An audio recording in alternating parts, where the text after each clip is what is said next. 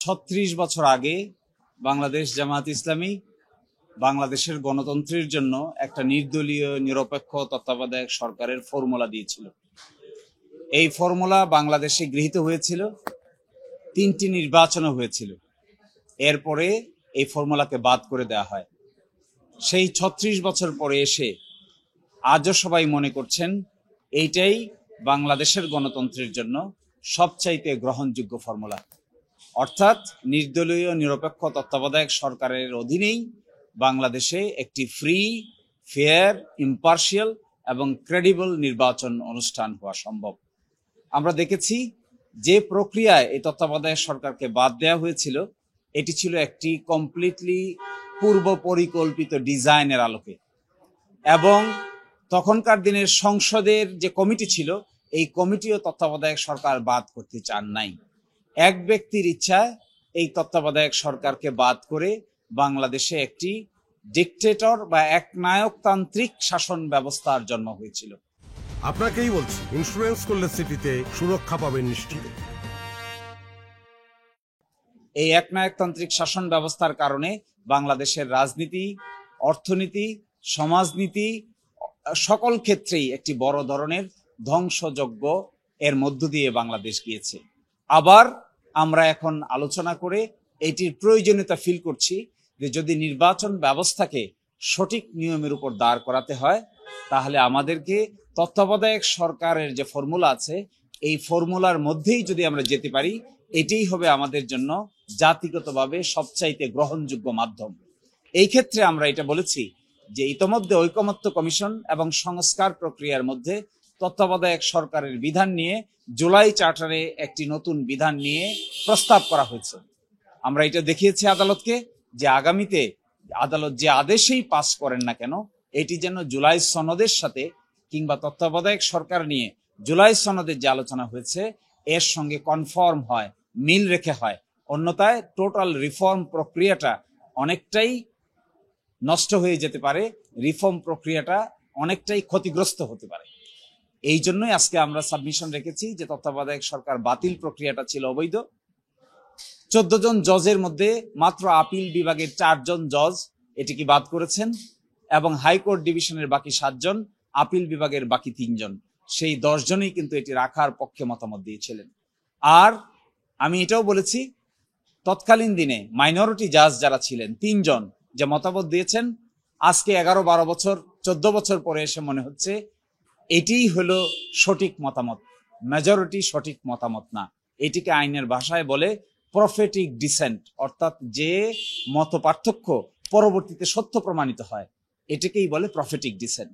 আমরা এটাও বলেছি আদালতকে যে মাইনরিটির মতামতকে, অর্থাৎ অল্প সংখ্যক বিচারকরা যে মতামত প্রকাশ করেছিলেন, এটাই আজকের দিনে সবচাইতে বেশি সত্য মনে হচ্ছে। এই জন্য এটাকে আমরা প্রফেটিক ডিসেন্ট বলতে চাই। আমরা প্রার্থনা করেছি, আমাদের সাবমিশন শেষ হয়নি এখনো, আমাদের সাবমিশন আগামী মঙ্গলবারে আবার হবে।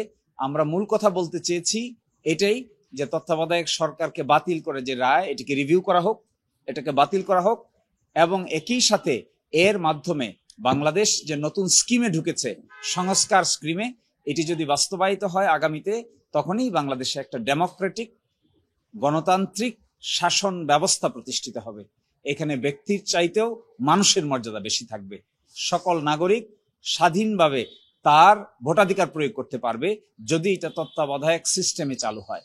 আর যদি তা না হয়, আমরা এককেন্দ্রিক থেকে যাই, এই আপিল এলাও না হয়, তাহলে আবার সেই আগের মতোই একই ধরনের নির্বাচন ব্যবস্থা ধ্বংসের দিকে ঠেলে নিয়ে যাওয়া হবে। সাগররুনির মামলা নিয়ে আমি ব্যক্তিগতভাবে খুবই মর্মাহত। বর্তমান সরকার আসার পরে 5 সদস্য বিশিষ্ট একটা টাস্ক ফোর্স কমিটি গঠিত হয়েছিল। এই টাস্ক ফোর্স কমিটিও প্রায় 1 বছর সময় অতিবাহিত হয়ে গেছে। প্রথম 6 মাস সময় দিয়েছিলেন, পরবর্তীতে 6 মাস সময়কে এক্সটেন্ড করে আরো 6 মাস দিয়েছিলেন, কিন্তু আজ পর্যন্ত তারা এই ধরনের কোনো গুরুত্বপূর্ণ প্রোগ্রেস দেখাতে পারেননি। আজকে আদালতে তারা একটা ছোট্ট ডকুমেন্ট সাবমিট করেছেন, তা দেখার সুযোগ আমাদের হয়নি। আমি মনে করেছিলাম যে এই টাস্ক ফোর্সের যারা সদস্য, তাদেরকে আদালতে আসার জন্য নির্দেশনা দেওয়া হোক মর্মে আমি সাবমিশন রেখেছিলাম, কিন্তু রাষ্ট্রপক্ষ থেকে এটাকে অপোজ করা হয়েছে এবং আবারও লাস্ট বারের মতো 6 মাস সময় দেওয়া হয়েছে। আমি মনে করি এই বিচারটা দীর্ঘসূত্রিতার কারণে দিন দিন অনিশ্চয়তার দিকে যাচ্ছে। আমাদের সকলেই যে যেখান থেকে আছেন, যে অবস্থায় আছেন, সকলকেই এটিকে দ্রুত করার ব্যাপারে এগিয়ে আসা উচিত। টাস্কফোর্স কমিটিতে যে 5 সদস্য আছেন তারা এফিশিয়েন্ট অফিসার। আমি আশা করব তারা গুরুত্বপূর্ণ মামলা মনে করে, জাতীয়ভাবে গুরুত্বপূর্ণ মনে করে দ্রুত সময়ের ভিতরে এর তদন্ত রিপোর্ট সাবমিট করবেন, যেন মামলাটা বিচারের পর্যায়ে যেতে পারে।